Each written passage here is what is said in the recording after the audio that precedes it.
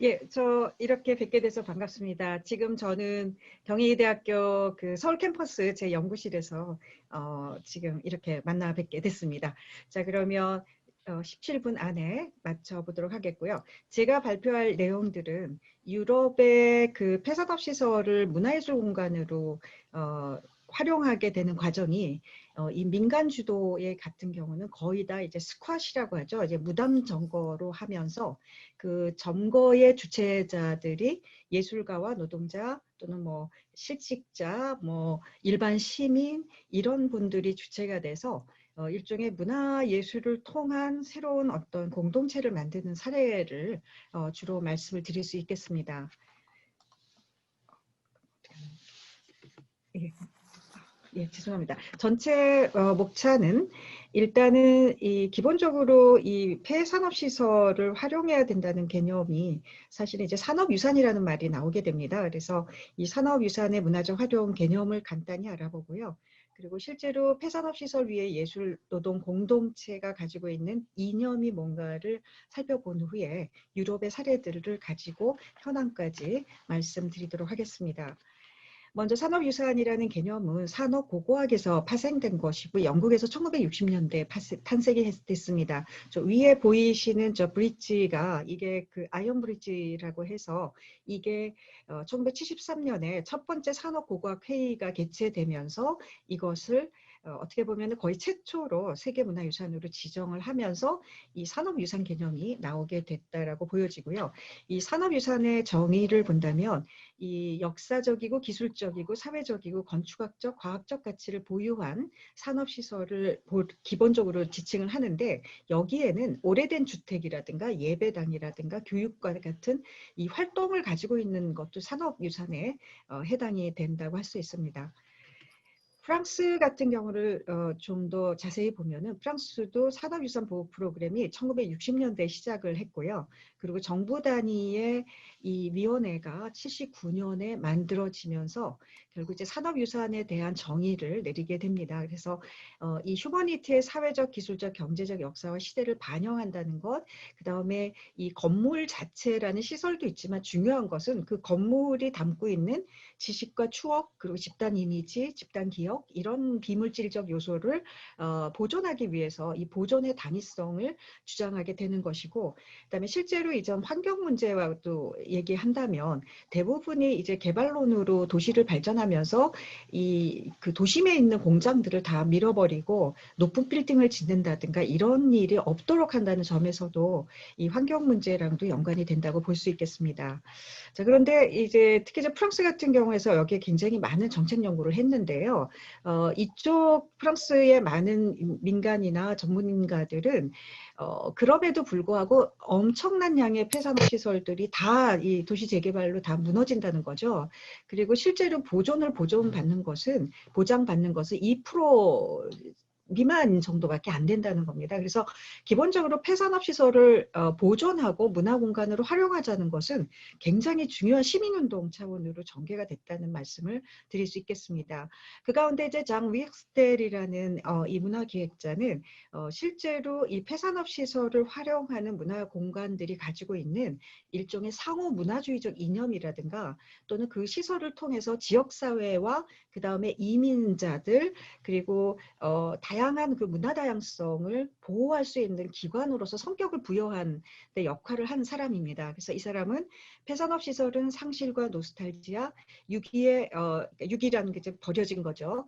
그런 유럽적 현상의 증거이며 삶과 모험, 욕망, 에너지의 심오한 운동의 상징이다라고 하면서 이 보존과 활용의 정치학을 얘기합니다.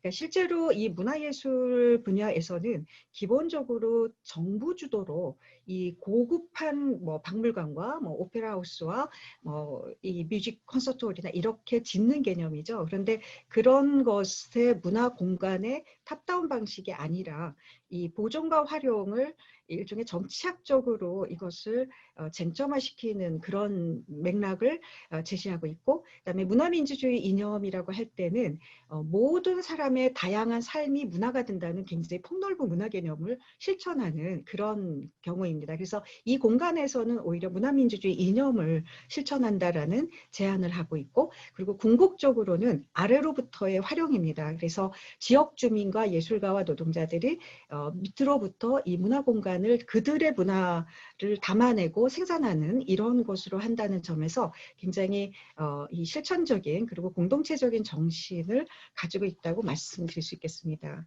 자, 그렇다면 폐산업시설 예술노동 공동체를 보면 이제 프랑스 같은 경우에 필립 엉리라는 사람이 이 보고서를 만들어서 이 전반적인 그 동향이 70, 80년대로 1차를 구분하고, 그다음에 90년대, 그다음에 2000년대 이후로 이 세 단계로 구분을 해서 이 전개 과정을 쓴 적이 있습니다. 그래서 이 초기에 이 7, 80년대는 굉장히 급진주의적인 그런 경향을 보였어요. 그러니까 아무래도 이제 유럽의 68혁명 이후에 이런 급진주의적인 성향 속에서, 그리고 이제 노골적으로 아나키즘을 얘기할 정도의 공동체 정신으로 가다가 이제 90년대부터는 이제 굉장히 이것이 이제 다소 그 약화되면서 이 지역사회 공동체 정도로서 보편화되고, 2000년대 이후에는 이제 주로 민간 단위에서 하다가 이제 2000년대 이후에는 이제 정부에서도 굉장히 많이 나서서 하게 되면서 지역문화센터로 이제 발전하는 단계가 있습니다.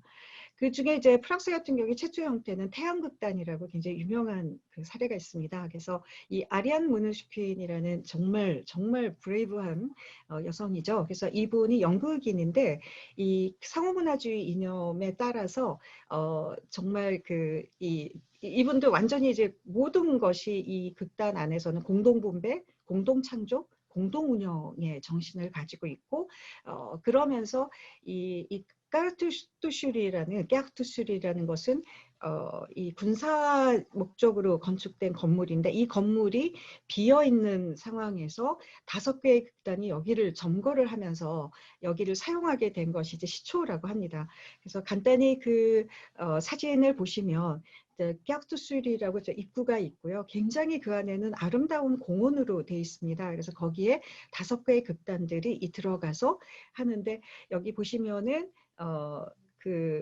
제가 이제 방문했을 때 마침 점심시간이었습니다. 근데 이 점심시간에 보면은 이제 공동으로 같이 밥을 먹는데, 식사가 굉장히 아시아적인 그러니까 거의 이제 나물 뭐 이런 거 하고, 그다음에 채식과 이제 그리고 이제 해산물 정도의 그 육식을 먹고 있고요. 그리고 여기가 이제 야외 식당이기도 하고, 그다음에 이제 여기는 연습장이고요. 그다음에 여기는 극장이기도 하고, 그러면서 이제 이런 캐러반 같은 속에서도 이제 실제 거기서 삶을 살면서 지내는 그런 그 형태로서 일종의 태양극단은 이제 민중극단이라는 그런 이름의 굉장히 그 초기의 그런 급진주의 연극의 실험으로서 평가를 받고 있습니다.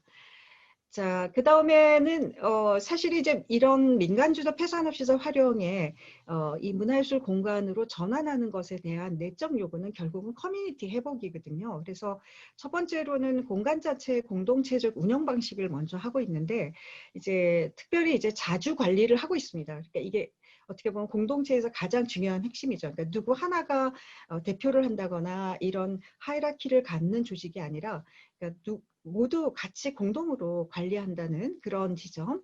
그다음에 또 한편으로는 그 안에서 이제 완전히 자주 독립된 그 공동체로 하기 때문에 가능하면은 경제적 자립의 토대를 만들어 갑니다. 그래서 자체 에너지를 수급하고 생태적 경작이나 제품을 개발해서 이 경제적 자립을 하고, 그러면서 이제 지속 가능성 개념을 실천하면서 결국에는 이 폐산업 시설이 그 주변의 도시 재생까지도 영향을 미치는 이런 효과, 그리고 이제 경제 개념에 있어도 사회적 경제 또는 연대적 경제 개념을 일찍이 실행을 했던 그 사원을 볼 수가 있고요.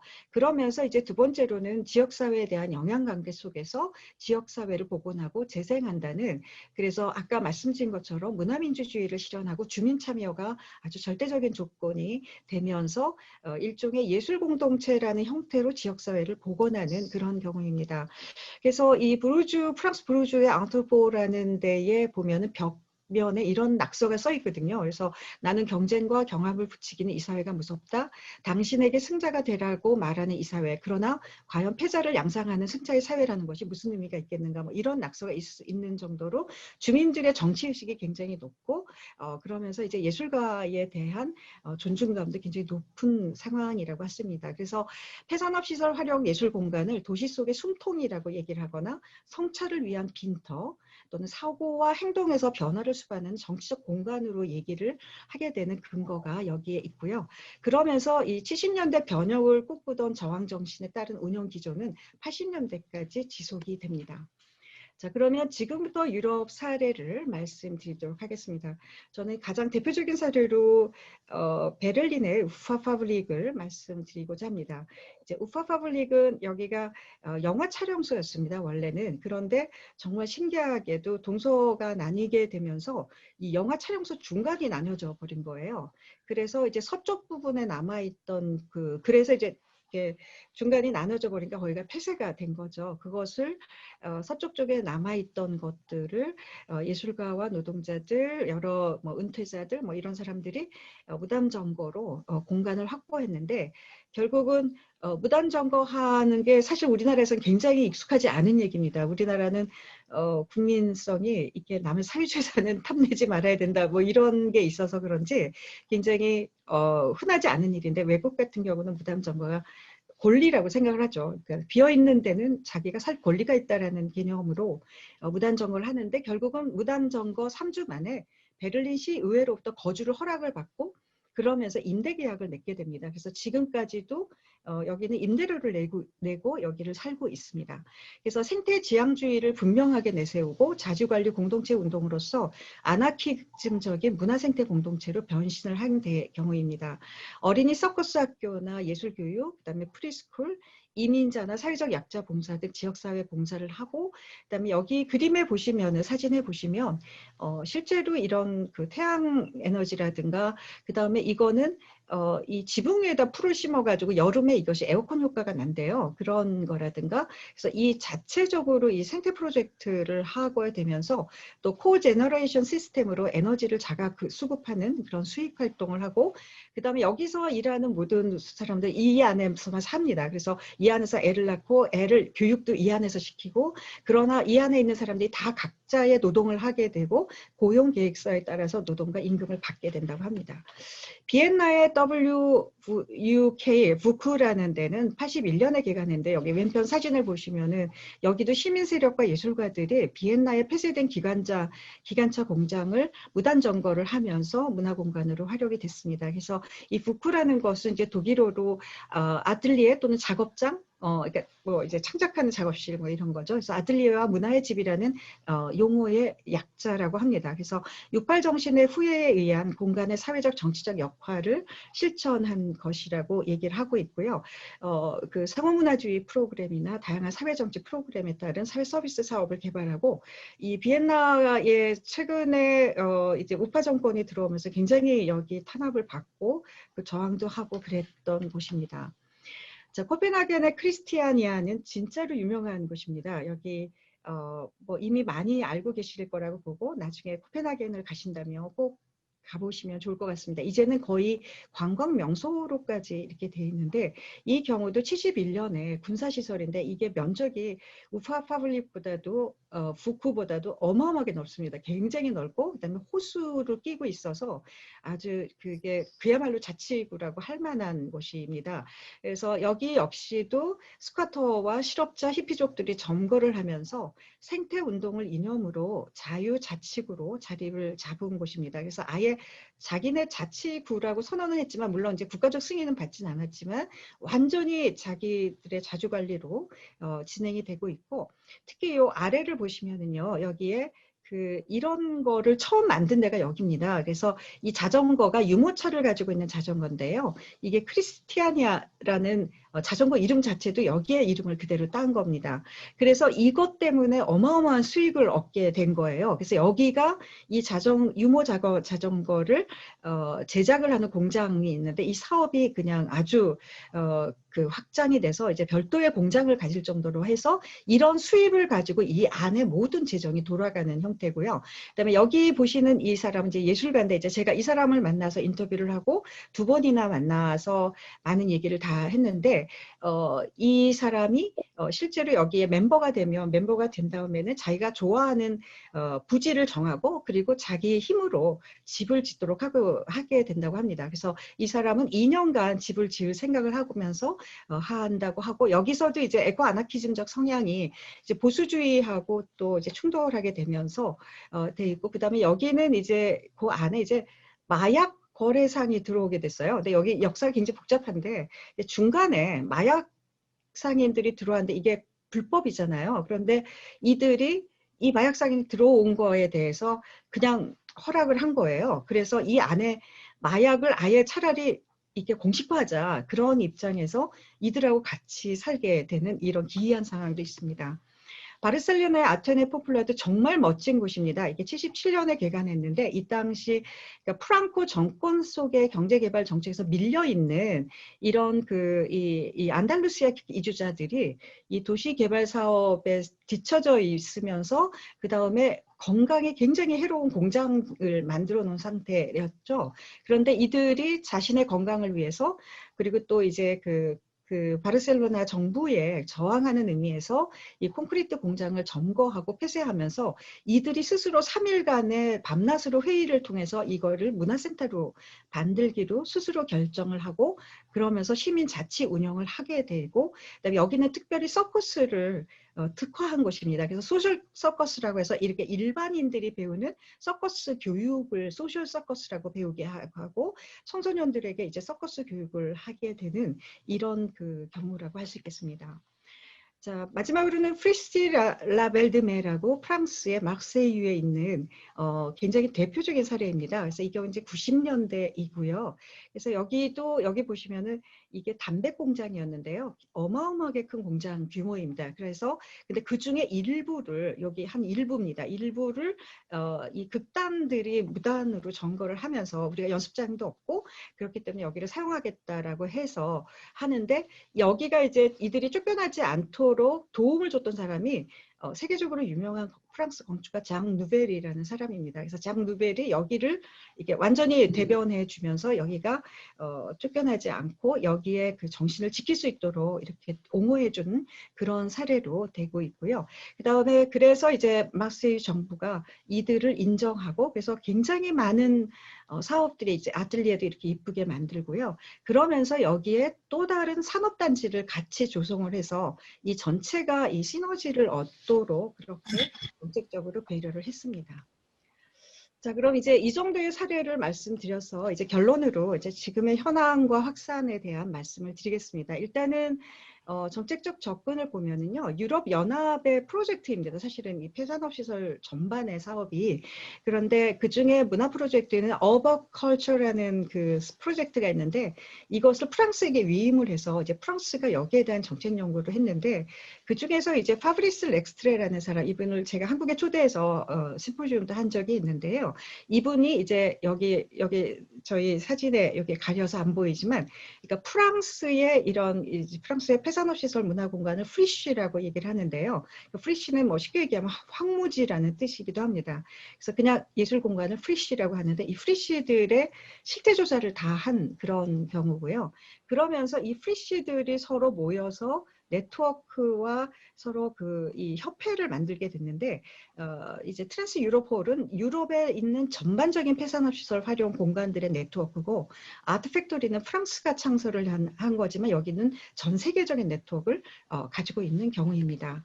그러면서 점차적으로 민간 주도의 이 프리쉬의 정책적 영향력이 반영이 되면서 이제 국가 이게 저는 이제 주로 프랑스를 예를 들었지만 전 유럽들이 정부가 나서서 이것을 새로운 형태의 문화예술 시설로 만들려고 하는 이런 그 시도를 하고 있어서 굉장히 지금은 다양한 형태의 이 정부 주도가 한 이 프리시 형태, 그러니까 그 형태는 이제 기존의 오페라 하우스나 기존의 박물관, 미술관하고는 다른 지역적 맥락, 그다음에 공동체적 정신을 유지하는 선에서 이것이 지금까지 지속되고 있다라는 말씀을 드리면서 발표를 마치도록 하겠습니다.